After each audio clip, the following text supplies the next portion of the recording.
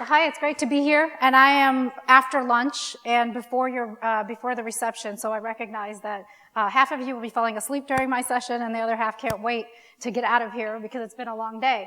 But let me talk to you a little bit. In the time that I was invited here to now, I am no longer at the Office of Social Innovation at the White House. I left the government, and I'm a fellow at the TIDES Foundation, where I work on capital markets, bringing capital markets to the social sector. But I was privileged enough to go work at the White House and to start with the president to set up an office, the first ever office of social innovation and civic engagement. And the idea of the office was to think about innovation in the social sector. We talk about technological innovation. We've heard about science innovations. We hear about innovations in every sector, but we don't really think about society and solving social problems as an innovation. It's a burden. It's a burden on society. It's a burden on us. It's the burden on the government. But it requires innovative thinking. It requires innovative institutions. It requires innovative people to think about how we're actually going to solve our problems. Not just count the number of people served. Did 10,000 people come through the door? Did 15,000 people come through the door? But did we actually educate a child? Did we actually address the human trafficking issue? Has the health of our society actually improved? We don't ask that question. We fund in exactly the same way that we funded 50 years ago. We count the number of people that come through the door. That is exactly how the government functions. And we ask for more money because we can serve more people. We don't step back and say, can we solve that problem? Have we solved that problem? Should we be putting ourselves out of business in certain cases because we've achieved what we've asked ourselves to achieve?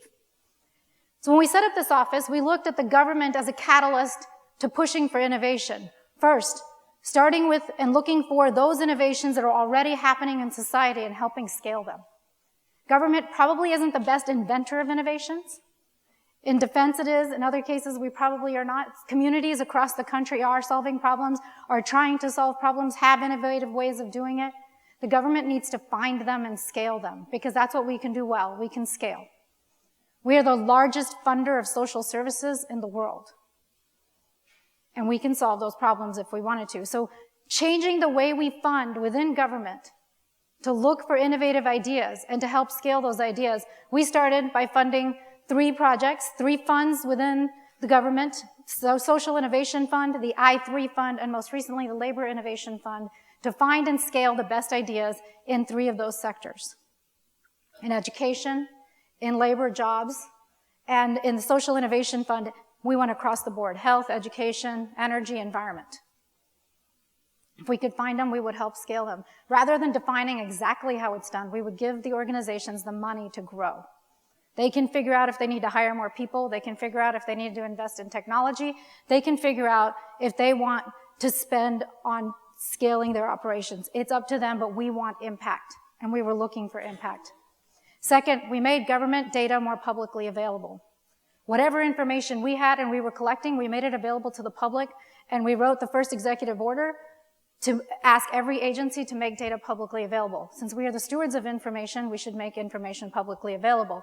Ask citizens to hold us more accountable to the outcomes. That information can be used by others, whether it's universities, whether it's individuals, whether it's organizations, to see what are we trying to achieve and are we achieving that.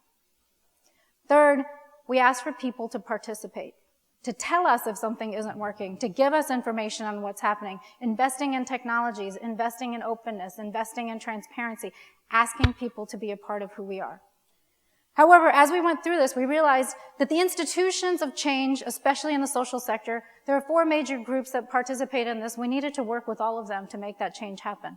First is government at all levels: city, state, federal. And we needed to work with NGOs, nonprofit community. We needed to work with philanthropy, and we needed to work with companies.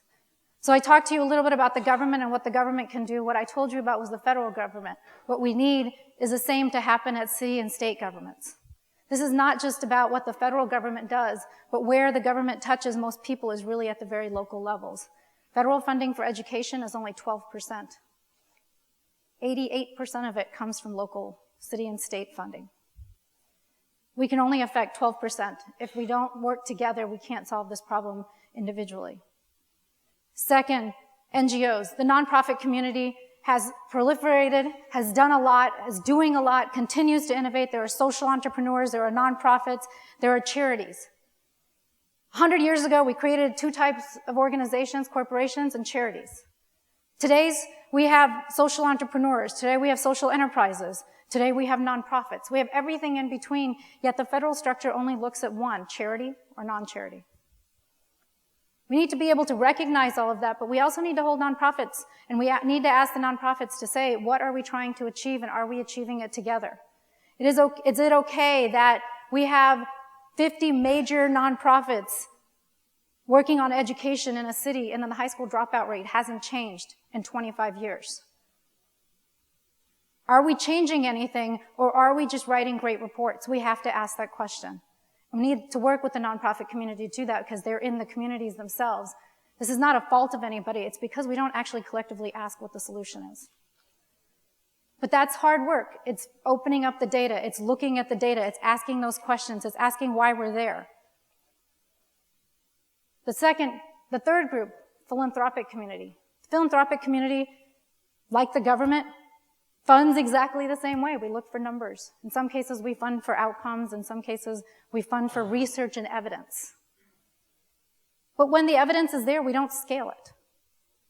When we find that something's working, we don't scale it. We don't even look for it. Okay, it was a 5-year funding cycle, a 7-year funding cycle.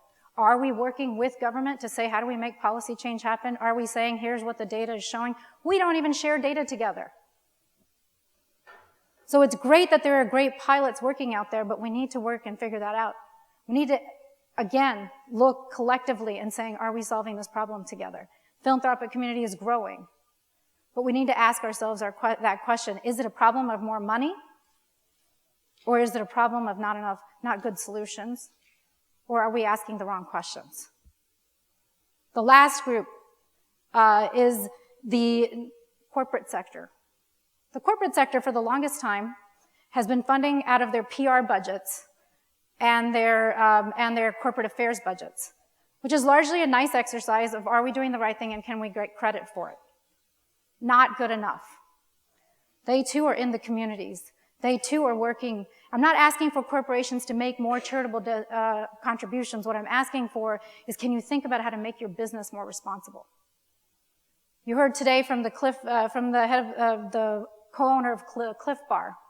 He thought about it from his business perspective. How do we treat our employees better? How do we create more incentives for our employees to stay healthy? How do we buy more effective food? How do we buy organic food?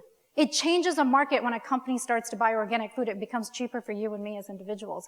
It becomes cheaper for society in general when large corporations start to buy differently. We know this from Walmart. We've seen this from Target. What Cliff Bar is doing also changes the market. But corporations too have a responsibility. It is no longer it's a corporate problem or nonprofit problem or a government problem. The problems we have in our society are a societal problem. The fact that 50% of the population of high school students in the United States does not graduate from high school is a societal problem. The fact that healthcare costs continue to go up and we're not actually achieving healthcare outcomes, it's a societal problem. The fact that climate change, or whether you want to call it climate change, sea waters are rising, more floods are happening, greater earthquakes are happening, it's a societal problem. We all collectively pay for it together. So solutions require all of us to work together. It needs collective impact. We need to start asking ourselves these questions. Are we doing the right thing? Are we asking the right questions? Are we solving our problems? Not did I volunteer for 2 hours this week or 5 hours next week. Is that child that we volunteered with actually reading at a 3rd grade reading level? Can they read at an 8th grade reading level? Can they get through high school? Can they get through college? 50% of community college students that go in the first year have to go back to remedial math and reading. Why is that okay? We're privileged enough to be here. We may not see those students that don't have that access, but we have the ability to affect what those outcomes are. It might require counterintuitive changes. It might require less regulation, more freedom to figure out what works. It might require new methods of trying something, not the old ways, because by God, old ways 25 years later, we're still sitting in the same place. In fact, the numbers are getting worse. It requires the ability for government to work together with citizens, corporations, and philanthropy to figure out how we work together to solve these problems. And we can't keep blaming each other that it's not working, because collectively we all fail together. So that brings me to the last part, which is all of us. What's our role in this? We each have the ability to think about this problem. We each have the ability to solve this problem. I actually think there is no greater time than today, in this moment, to think about how do we change the institutions as they exist.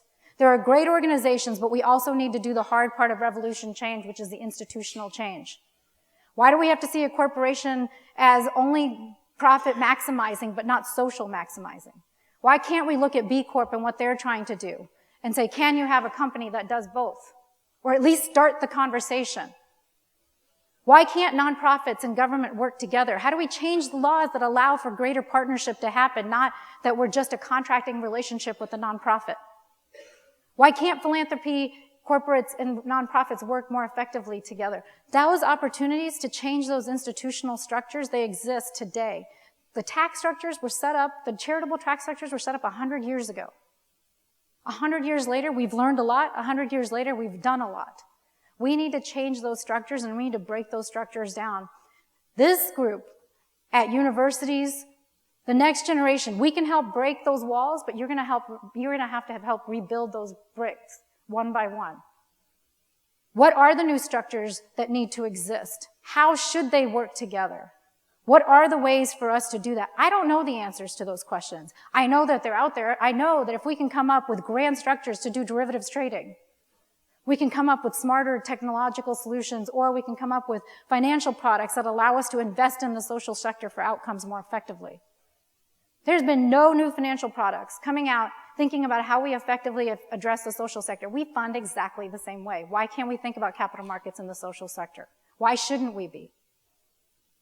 Why aren't we coming up with new financial models that help scale good ideas in nonprofits and for-profits or social enterprises?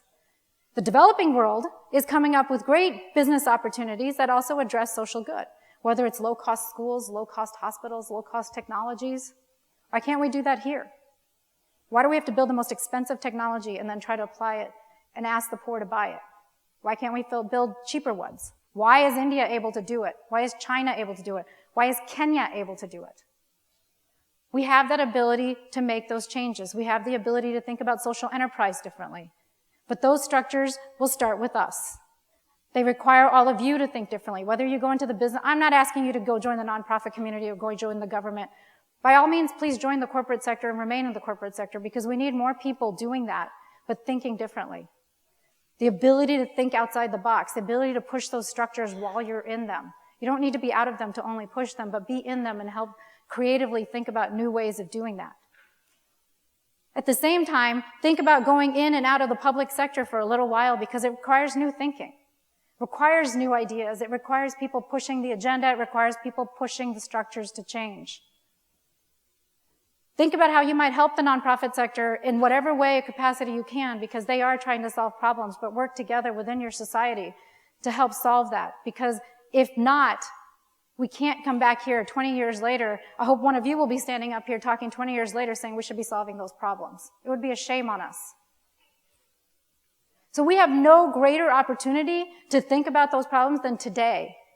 And it requires all of us to put our thinking caps on. It requires all of us to work at our very local levels, whether you're in your city councils, whether you're with your mayors, whether you're with the governors, or whether you're at the national levels, to really think about how we can do this together, to really create those models that start becoming those viral models that other people say, we want to be that. It would be great to see a viral model that starts to show how we solved a problem, how we helped create that change, and somebody else can go do it for themselves. It doesn't have to be just one person doing it. It can be a lot of people doing it at the same time. So I urge us to put our thinking caps on, whether it's from the federal perspective, whether it's from your corporate perspective, whether it's the technologies that you build, whether it is any which way, from science, whichever way you think about it, but think about problem solving. Think about the outcome that we're trying to achieve. You would never be in a business or a scientist and say, I don't know what I'm trying to do, but I'm going to invest a lot of money in it. Yet we do that in the social sector. What are we trying to achieve? How are we trying to achieve it, and when can we achieve it better? And hold ourselves to that outcome, hold ourselves to that time frame. And I urge you to join me in helping break down some of those barriers, because it's going to take all of us to help change those barriers. 9 states have already passed legislation to start B Corps. These are corporations that can look at both the social outcomes and the as well as financial returns. New type of corporate legislation. 9 states are thinking about it, both Republican and Democrat. This is not a Democratic problem or a Republican problem. This is our problem. So I urge you to join me. I urge you to think about it. And thank you for the opportunity. And certainly, as you have heard from many of our colleagues here, revolution requires not just the organizational, not just thinking about breaking those barriers, but what are the new structures we're going to create. So I certainly hope we're a part of that. Thank you.